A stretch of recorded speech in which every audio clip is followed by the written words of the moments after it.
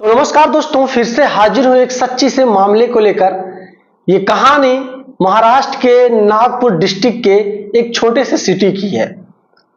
अंजू, जिसकी उम्र महज कोई 20 से 21 साल के अप्रॉक्स थी, इंटरमीडिएट की परीक्षा ये पास कर चुकी थी। और इसका जो भाई था अंजू का, ये कपड़े की छोटी सी दुकान चलाता था उसी सिटी में एक रेंट पे कमरा लेकर के। और इसके जो पिता थे इलेक्ट्रीशियन का काम करते थे, अच्छा खासा कारीगर थे, महीने का ठीक ठाक पैसा कमा लेते थे।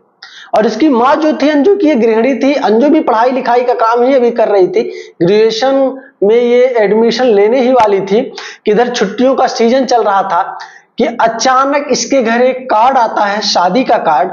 और उस कार्ड में शाह परिवार का निमंत्रण होता है। और उस शादी का कार्ड कहीं और नहीं बल्कि अंजू के सगा बुआ के यहाँ का था। अब अंजू के घर चर्चा चलने लगा कि भाई बुआ के घर शादी है तो जाना तो सबको पड़ेगा। लेकिन अंजू की मां कहने लगी, अगर सब लोग घर से चले ही जाएंगे तो भाई घर का देख रेख कौन करेगा? अगर मैं नहीं जाऊंगी तो मेरी ननद लगती हैं, मुझसे बहुत नाराज होंगी।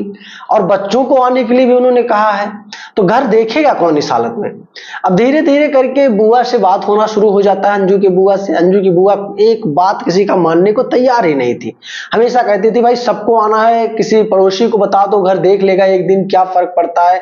शादी के दिन तो सभी को मौजूद ही रहना होता है। और वो शादी किसी और नहीं बल्कि अंजू के बुआ की बड़ी बेटी का ही शादी था। अंजू की जो बुआ थी, उनकी 3 बेटियां थी, 2 बेटे थे। बुआ का काम धाम बहुत अच्छा था, एक प्रकार से कह सकते हो मिडिल क्लास, हर कुछ सुविधा उनके पास थी। गाड़ी घोड़ा, अच्छा घर, बैंक बैलेंस भी थोड़े बहुत, सब कुछ बहुत ठीक ठाक था। एक छोटा सा व्यापार था उनका, उसी व्यापार से उनका सब कुछ बहुत अच्छा चल रहा था। अब अंजू जो थी अपने बुआ की लड़की जिसकी शादी होने वाली थी, उससे बातचीत फोन में बहुत करती थी। लेकिन अब एक प्रकार से रिश्ते में बहन भी लगती थी। तो वो अंजू को मना ले गई कि भाई देख, तेरे घर वाले आए या ना आए इससे मुझे फर्क नहीं पड़ता, मेरी शादी तो रोज रोज होगी नहीं, मेरी शादी पड़ी है, तू मेरी छोटी बहन जैसी है, तो तुझे तो आना है, शादी के 4, 6, 8 दिन पहले से ही आना है। अब अंजू ये बात अपने माता पिता, अपने भाई से बताती है। उसके माता पिता कहते हैं, देख भाई तो बात सही है, लेकिन 8 दिन पहले जाएगी, फिर शादी के 2-4 दिन बाद आएगी, 10-12 दिन घर से गायब रहेगी। छुट्टी का मतलब ये नहीं होता कि तू छुट्टियां मनाने के जा रिश्तेदारों के यहाँ। अंजू कहती है, मैं कुछ नहीं जानती, मुझे जाना है। जो नहीं तो मुझसे नाराज हो जाएगी, मुझसे बात नहीं करेगी। और मैं बचपन से उसको जानती हूँ, उसके साथ खेली हूँ, खाई हूँ, घूमी हूँ जाकर के वहां, आज मैं कैसे उसको इग्नोर कर लूं? अंजू के भी माता पिता, भाई ने कहा ठीक है फिर चली जा। टाइम डेट फिक्स होता है, शादी का डेट भी नजदीक आ गया था। अंजू का भाई जो कपड़े का व्यापार करता था, वो मोटरसाइकिल से अपनी बहन अंजू को ले जाकर अपनी बुआ के यहाँ छोड़ के आता है। जिस दिन वो छोड़ कर आता है उस दिन से शादी तकरीबन कोई 6 या 7 दिन ही बची थी। अब अंजू अपने बुआ के यहाँ पहुंचती है, काफी सारी रिश्तेदार की और भी लड़कियां आई रहती हैं, काफी सारे और भी लोग आते हैं, मेहमान आया जाया करते हैं, सभी से बातचीत करना। अंजू एकदम अलग से उल्लास में मस्त थी, मौज कर रही थी एकदम। उम्र भी ये कच्ची थी, 20-21 साल, एकदम आप कह सकते हो बेहतरीन उम्र। और अंजू की खूबसूरती इतनी खूबसूरत थी कि मानो भाई साहब, अगर ये इसके पिताजी शादी के लिए बोलते तो अंजू की शादी फ्री में लोग करने के लिए तैयार थे। आप सोच सकते हो कितनी खूबसूरत अंजू रही होगी। धीरे धीरे करके सब कुछ प्लान बहुत अच्छा खासा चला। जो प्लानिंग अंजू के पीठ पीछे चल रहा था, अंजू को इसके बारे में कुछ नहीं पता था। शादी का डेट आता है, जयमाल पे लोग जाते हैं, शादी वगैरह पूरा अच्छे से सब लोग मेंटेन करते हैं। अंजू के परिवार के लोग भी शादी के दिन आए थे, उसका भाई, उसके पिताजी, उसकी माताजी। लेकिन पिताजी तो रात में ही जयमाल वगैरह करवा के चले गए। अंजू की माताजी जो थी वो सिर्फ एक दिन के लिए रुकी थी कि विदाई जब लड़की का सुबह हो जाएगा तो सुबह के टाइम विदाई करवा के फिर मैं चली जाऊंगी। तो अंजू का भाई और अंजू की माता ये दोनों लोग रुक गए थे और अंजू के पिताजी रात में ही जयमाल करवा के खाना वाना खा के चले गए थे। सुबह होता है, अंजू की विदाई होती है। विदाई होने के बाद अंजू के माताजी और अंजू के भाई ये निकल जाते हैं। अंजू से पूछते हैं कि तुम्हें कब आना है? अंजू कहती है मैं जल्दी आ जाऊंगी, 1-2 दिन रुक जाओ, बुआ नाराज हो जाएगी। अब बुआ की बड़ी बेटी की विदाई हुई है, बुआ रो रही है, परेशान है, तो मैं रहूंगी उसके साथ, थोड़ा उसका दिल बहल जाएगा। अंजू की भी मां ने कहा ठीक है बेटा, तुम इतनी होशियार अगर हो गई हो तो ठीक है, अपने भाई बुआ की बात मानो। तुम्हारी बुआ जब भाई ऐसा ही सोच रही हैं कि तुम ना जाओ। अंजू रुक जाती है। धीरे धीरे करके शादी जो विदाई था, विदाई से 3 दिन गुजर गए। एक दिन रात में अचानक अंजू अपने कमरे में सोई हुई थी, जिस कमरे में और लड़कियां सोई हुई थी, तो रिश्तेदारों की काफी सारी लड़कियां जा चुकी थी। कमरे में अंजू थी और एक महिला थी जो रिश्तेदारी में भी आई थी, उसकी उम्र कोई 55 साल थी। तो रात में उसको अचानक पेट यानी कि दस्त हो गया, तो बार बार उसको बाथरूम आना जाना पड़ रहा था। अब अंजू का जो बुआ का एक बड़ा वाला लड़का था, जिसकी उम्र यही कोई 25-24 साल के अप्रॉक्स बताई जाती है, वो रात में अंजू के कमरे में आता है और सिटकनी मार लेता है, और जो महिला बाथरूम के लिए गई थी उस महिला के भी बाथरूम के आगे से कुंडी लगा देता है ताकि वो महिला निकल ना पाए।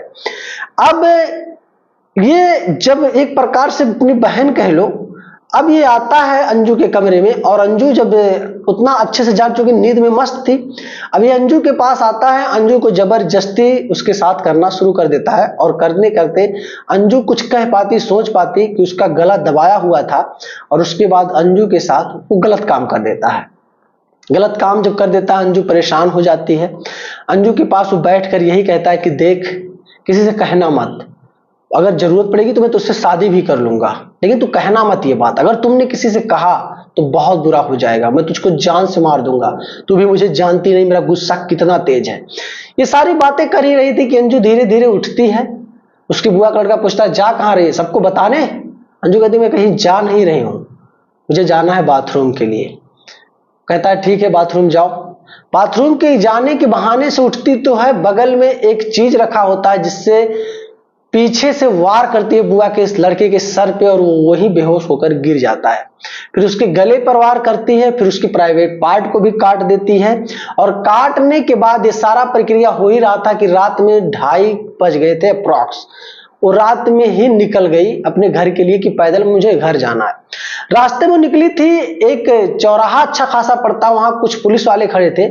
अब अंजू को एक 21 साल 20 साल की लड़की को जब देखते हैं तो पुलिस वाले उसके नजदीक आते हैं और पूछते हैं क्या है, कहां जा रही हो, हाथ में खून वगैरह लगा हुआ था। तो पुलिस वालों को बड़ा डाउट हुआ, और अंजू की बुआ के लड़के का प्राइवेट पार्ट भी अंजू के हाथ में था। अब ये चीज देखने के बाद पुलिस वाले भी घबरा जाते हैं, तुरंत उसको नजदीकी थाने में पहुंचाया जाता है, और वहां से उससे पूछताछ किया जाता है कि क्या चीज है, क्या मामला हुआ, तुम इतनी परेशान क्यों हो, रो क्यों रही हो, और ये चीज क्या है, कहां से तुम आ रही हो। और इधर अंजू के बुआ के घर पूरा कोहराम मचा हुआ है, हाहाकार मचा हुआ, भीड़ इकट्ठा हो गई, लोग अंजू को ढूंढने में परेशान है कि कहां गई वो लड़की। अंजू की बुआ तो ये जान रही थी कि वो लड़की पूरी हैवान है, अंजू की बुआ के बड़े लड़के का कत्ल करके वो चली गई है, लेकिन सच्चाई कोई नहीं जान रहा था। अब धीरे धीरे करके लोग वहां से निकल पड़े इधर उधर ढूंढने के लिए, लेकिन अंजू तो पहुंच चुकी थी थाने में।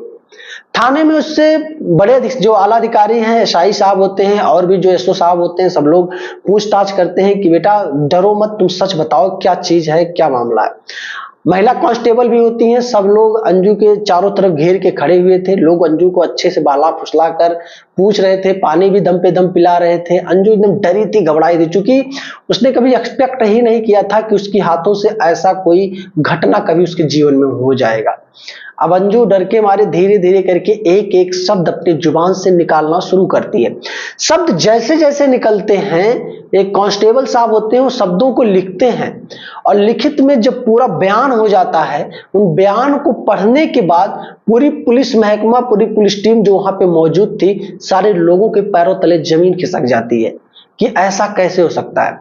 तुरंत अंजू के माता पिता को थाने में बुलाया गया। अंजू ने अपने पिता का, अपने भाई का नंबर दिया पुलिस वालों को। पुलिस ने तुरंत फोन करके इन्फॉर्म किया। वहां से तकरीबन कुछ ही घंटों में वो लोग पहुंच जाते हैं, और इधर अंजू की बुआ के घर पे भी पुलिस पहुंच जाती है। जो लाश थी उसको पोस्टमार्टम के लिए भेज दिया जाता है। इन सारे लोगों को भी, अंजू की बुआ, इनके फूफा और भी जो रिश्तेदार में थे, सारे लोगों को मौजूद किया गया थाने पर, और पूछताछ चल रही थी। अंजू की बुआ ऐसे देख रही थी अंजू को जैसे मानो कि अंजू ने ही सारी कांड किए हों। अब अंजू की बुआ को जब पुलिस वाले बताते हैं कि आपका जो लड़का जिसको पोस्टमार्टम के लिए भेज दिया गया है, उसके साथ क्या हुआ आपको पता है? अंजू की बुआ रोते हुए कहती मुझे कुछ नहीं पता साहब, मैं तो बस इतना जानती हूँ कि मेरा बेटा अब इस दुनिया में नहीं है, इस डायन ने उसको चबा लिया, खा लिया, पता नहीं क्या चल रहा है। तब पुलिस वाला डांटते हुए बोलता है, पागल औरत, तुम्हारे पास कुछ नॉलेज है? कैसा परवरिश तुमने किया था अपने बेटे का? एक रिश्ता उसने नहीं देख पाया, रिश्ते में बहन लगेगी, और उसके साथ उसने ऐसा काम करने की सोचा और कर भी दिया, और तुम कहती हो कि मेरे बेटे जैसा कोई नहीं है, इस डायन है ये, डायन नहीं है ये। हालांकि जो भी कुछ होगा न्यायालय देखेगी। न्यायालय में दूसरे दिन अंजू को भेज दिया गया। अंजू जब वहां पे पहुंचती है, पुलिस रिपोर्ट को देखते हैं जज साहब, अंजू की गवाहियां भी होती है, बयान भी होता है, सुना जाता है। केसेस चल रहे थे, अंजू को ज्यादा दिन का सजा नहीं हुआ, क्योंकि आत्म सुरक्षा के लिए कुछ भी आप कह लो कि इसकी वजह से अंजू को महज 7 महीने का कारागार करने के बाद इसको छोड़ दिया गया। जो कि अगर नहीं तो 302 का मामला बन रहा था और भी धाराएं बन रही थी, उन धाराओं को देखते हुए अगर जज सजा सुनाता तो शायद ये सजा 15-20 साल की सजा होती, लेकिन सजा में बहुत कमी की गई, क्योंकि जज साहब नहीं चाहते थे, शायद छोड़ भी सकते थे, लेकिन संविधान में कुछ ऐसी नियम है, कुछ ऐसी चीजें हैं जिसको देखते हुए इतनी बड़ी गुनाह का सजा माफ नहीं किया जा सकता। तो दोस्तों, वीडियो अगर पसंद आई है तो लाइक करना, चैनल पे नए हो तो सब्सक्राइब करना, और अंजू के लिए 2 लाइन कमेंट बॉक्स में जरूर कमेंट करना, क्या अंजू ने सही किया या नहीं किया, कैसा लगा वीडियो। ये कहानी मुझे किसी के माध्यम से सुनने को मिली है, कहानी में कितनी सच है कितनी झूठ शायद मुझे तो नहीं पता, लेकिन कहानी मुझे ऐसी लगी कि मुझे आप लोगों तक शेयर करनी चाहिए जागरूकता की दृष्टि से, कि आज के समाज में हम आंख बंद करके किसी भी रिश्तेदार पर, किसी पर भी हम भरोसा नहीं कर सकते हैं दोस्त। खासकर लड़कियों के लिए तो ये बहुत बेहतरीन न्यूज एक प्रकार से आप कह सकते हो, उनको सबक लेना चाहिए इस वीडियो के माध्यम से। मिलूंगा एक फिर शानदार से कॉन्सेप्ट को लेकर, तब तक के लिए जय हिंद।